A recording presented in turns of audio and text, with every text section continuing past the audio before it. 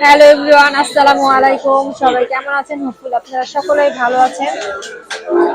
হয়তো আমাকে দেখেই বুঝতে পারছেন যে আমি কোথায় আসছি। আমি আসছি হচ্ছে সাভারে সুলতান ডাইনে।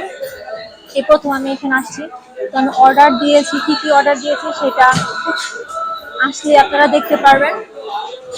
তো ওয়েট করছি খাবারের জন্য। বুরহানিটা দিয়ে দিয়েছে, আর বুরহানিটা খুবই টেস্টি।